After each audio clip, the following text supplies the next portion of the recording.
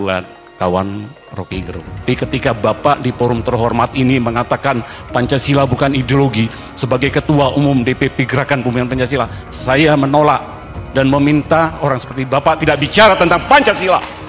Tadi saya terangkan bahwa Bung Karno menyebut falsafah, dia menyebut ideologi, tetapi bukan official ideologi dari negara. Kan gak pernah ada keputusan MPR bahwa Pancasila itu ideologi negara tuh. Karena berbahaya. Negara yang berideologi itu cuma dua, fasisme dan komunisme. Kita terbuka untuk berargumentasi itu, kita pakai bahasa dan boleh aja pakai tekanan-tekanan agak marah boleh, tetapi kita balik pada akal sehat lagi tuh, bahwa semua yang didalilkan itu harus diperhatikan logikanya. Assalamualaikum warahmatullahi wabarakatuh. Salam sejahtera untuk kita semua. Shalom, Om Swastiastu, Namo Buddhaya, Weta Tungtien, Rahayu Rayu. Salam Pancasila. Salam Pancasila. Merdeka. Merdeka. Saya memberi apresiasi luar biasa. Baru pertama saya hadir di Kongres Pancasila dan saya sedikit memaksakan diri dalam situasi terbatas harus hadir di sini dari Jakarta. Jadi thank you, matur sembah nuwun, Dr. Agus. Baik, saya mungkin tidak bertanya tapi ingin melakukan discernment dan diskursus. Yang pertama buat kawan Rocky Gerung. 4 tahun yang lalu saya sudah menyatakan di YouTube tentang pernyataan Rocky Gerung. Saya prihatin, mohon maaf pada seluruh forum. Untuk kesekian kali Bapak mengatakan bahwa Pancasila bukan ideologi. Tolong Pak, mari kita sama-sama membaca dokumen negara. Dan tadi Bapak mengatakan, sorry ya, ini forum akademik ya. Tadi sahabat saya Pak Saribu juga sudah mengatakan, ya mirip seperti Habib Rizik katanya. Guyonan Bapak sebagai badut ideologi kami hormati. Good, very good. Tapi ketika Bapak di forum terhormat ini mengatakan Pancasila bukan ideologi, sebagai Ketua Umum DPP Gerakan Pembinaan Pancasila, saya menolak dan meminta orang seperti Bapak tidak bicara tentang Pancasila. Tolong Pak, camkan Pancasila, pidato Soekarno, 1 Juni 1964. Saya membaca kalimatnya saja. Supaya tidak kesekian kali Pak, di YouTube 4 tahun yang lalu saya sudah ngomong. Supaya kita tidak gelap ideologi Bapak. Kita datang ke sini, saya hormat sekali dengan kongres ini. Soekarno mengatakan, mohon kita dengarkan bersama, mohon maaf, nuwun sewu, para senior, para guru besar, tokoh Pancasila. Bangsa Indonesia sejak proklamasi mempertahankan secara gigih panji-panji Pancasila dan akhirnya kita semua dapat memenangkan landasan Pancasila sebagai satu-satunya ideologi nasional progresif dalam revolusi kita. Silakan Bang Rocky. Oke, terima kasih. Ada banyak pertanyaan yang sifatnya, saya carikan istilah ya, cemas dengan keterangan saya tuh. Kenapa takut mengatakan bahwa Bung Karno mengumpulkan, mengkompilasi pikiran-pikiran dunia, lalu dituangkan dalam 5 sila itu? Tadi saya katakan itu tidak asli Indonesia. Demokrasi tidak asli Indonesia. Yang dimaksudkan Bung Karno itu adalah pergaulan dunia yang dihidupkan oleh kompetisi, oleh persaingan pikiran. Negara kita basisnya feodal. Kan bukan asli Indonesia kan. Sampai sekarang masih feodal tuh. Jadi ide demokrasi itu, sebut aja ide sila keempat itu adalah hasil adaptasi Soekarno untuk dijadikan pegangan, bukan ideologi itu. Demokrasi itu bukan ideologi. Jadi kalau sila keempat ada demokrasi, lalu dianggap Pancasila itu ideologi, itu langsung bertentangan. Demokrasi itu membuka peluang untuk semua ideologi bersaing. Itu dasarnya Pak Manurung tadi. Boleh nggak Pancasila dijadikan ideologi? Boleh. Tetapi akan ada negara otoriter. Tidak boleh ada persaingan pikiran. Padahal Pancasila ada diskursif sifatnya. Tadi saya terangkan bahwa Bung Karno menyebut falsafah, dia menyebut ideologi. Tetapi bukan official ideologi dari negara. Kan nggak pernah ada keputusan MPR bahwa Pancasila itu ideologi negara tuh. Karena berbahaya. Negara yang berideologi itu cuma dua, fasisme dan komunisme. Mau nggak ada semacam tuntunan berideologi sehingga baju mesti sama, konsumsi mesti sama, tuh parfum mesti sama. Kan itu bertentangan dengan kemajemukan kita bangsa ini, Pak Manurung tuh. Nah kalau misalnya mau dinyatakan sebagai ideologi, ada problem teoritis juga. Ideologi itu mesti koheren, nggak boleh retak. Sila pertama itu ketuhanan yang Maha Esa. Sila keempat itu demokrasi, kemajemukan. Boleh nggak orang tidak memakai hak untuk beragama? Konstitusi itu mengatakan agama adalah hak, bukan kewajiban. Agama menjadi kewajiban ketika sila pertama itu didalilkan di dalam versi syariat Islam. Kewajiban menjalankan syariat Islam bagi pemulung-pemulungnya itu sudah dihilangkan. Karena dianggap itu nanti akan ada problem ke depan itu. Jadi memang Pancasila itu bukan ideologi, bukan saya tidak menginginkan, tapi dua hal saya mau terangkan. Tidak diresmikan di dalam undang-undang. Itu adalah wacana. Kata ideologi di situ dalam pengertian itu pandangan hidup. Karena itu sering Bung Karno bilang Weltanschauung dalam bahasa Jerman, atau bilang Vision de Monde dalam bahasa Prancis tuh.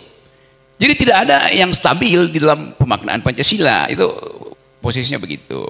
Yang kedua, memang tidak digali dari bumi Indonesia, apalagi dalam bahasa Sanskerta. Anda baca di Bung Karno itu mengkoleksi bacaan Jerman, Prancis, Inggris. Tapi dia nggak bisa berbaca Sanskerta. Kan dasarnya begitu tuh. Jadi kenikmatan kita untuk membayangkan ada semacam tuntunan, oke. Tetapi tuntunan itu tidak boleh diresmikan sebagai ideologi negara, itu maksud saya tuh. Karena lebih berbahaya akibatnya.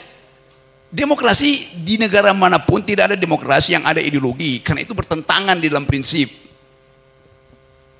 Apalagi kalau disebutkan mesti ada satu official ideology. Dan orang akan tuntut ideologi itu mesti agama. Ya udah, habis negara ini. Jadi juga tadi teman yang bicara pertama bahwa nanti dulu nggak usah Pak. Ya, nanti diskusinya di panel di yang ke ya. Kasih kesempatan untuk ngomong dulu ya. Silakan Bang. Oke, saya lanjut ya. Saya bedakan tadi, karena itu saya sebutkan. Sangat mungkin kita akan bertengkar di sini karena forum ini bukan forum ilmiah ansih gitu. Ada aktivis di sini nih. Oke.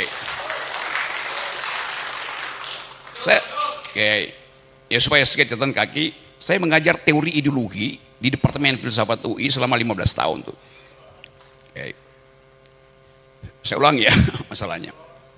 Ada bayangkan bahwa dalil kita adalah persatuan Indonesia. Boleh nggak dia dibungkus secara ideologi? Tidak bisa. Karena persatuan itu datang dari ontologi kemajemukan. Dari awal negeri ini majemuk, oleh karena itu diperlukan persatuan. Jangan dibalik, demi persatuan tidak boleh ada kemajemukan. Itu bahayanya berpikir secara ideologis. Dapat nggak poin itu? Tentu Anda marah karena kok nggak ada panduan ideologi, apalagi bikin dewan ideologi. Hitler bikin itu. Hitler meresmikan dewan ideologi namanya fasisme dan diatur Anda hanya boleh kawin dengan ras yang sama. Itu aturan ideologi ketat sekali itu. Jadi sekali lagi kita boleh anggap bahwa Bung Karno berhasil membaca kecenderungan dunia dan dia ambil saripatinya itu. Bahkan dia rumuskan, ya kalau nggak 3-1 gotong royong. Bagaimana ada ideologi gotong royong? Jadi kita mesti lihat kecerdasan Bung Karno atau kecerdikan Bung Karno untuk menaturalisasi ideologi-ideologi dunia. Nah itu gampangnya. Istilah naturalisasi lagi keren hari-hari ini. Iya. Naturalisasi. Kan itu dasarnya kan. Kita baca, kalau saya bikin tafsir. Dari mana Bung Karno punya ide tentang keadilan sosial? Dia membaca Marxisme. Dari mana Bung Karno punya pengetahuan tentang nasionalisme sila pertama? Dia pasti baca Immanuel Kant tentang unity of reason. Dia baca San Min Cui. Banyak yang dia baca. Dari mana dia baca kemanusiaan yang adil beradab? Dia pasti baca Rousseau tentang kedaulatan rakyat. Jadi Bung Karno membaca banyak literatur. Nah kita tidak mau membaca dan hanya mengupayakan sesuatu yang udah final gitu.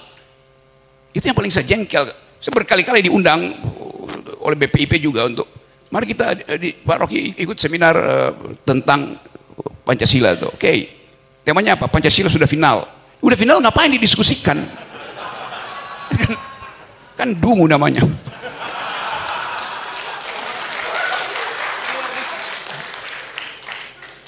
Jadi saya menginginkan ada panduan bernegara, ada semacam moral code yang kebetulan paling bagus adalah Pancasila. Udah saya terima itu. Tetapi mempersoalkan Pancasila sebagai ideologi, oke, itu akan ada debat panjang tuh. Saya sudah pernah menulis panjang lebar tuh di majalah Prisma apa soal begituan. Jadi silakan baca, Bapak. Jadi referensi kita terhadap ideologi itu bahkan mesti masuk sampai pada pemeriksaan psikoanalisis. Saya mesti kasih lakang di situ, saya kasih Althusser, saya kasih macam-macam tuh, supaya terlihat bahwa itu ideologi itu, dan itu tidak mungkin.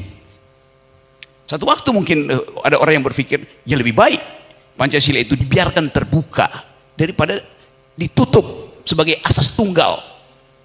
Itu dilakukan oleh Pak Harto. Pancasila ditutup dalam versi Soehartoisme, itu dasarnya.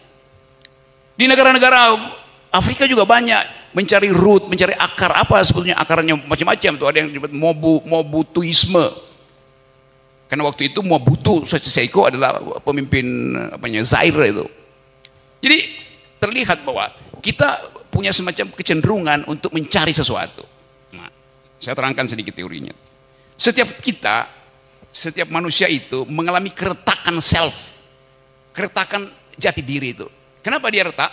Karena saya akan mencari figur di atas saya, sementara saya dikejar oleh figur di bawah saya. Retak saya tuh.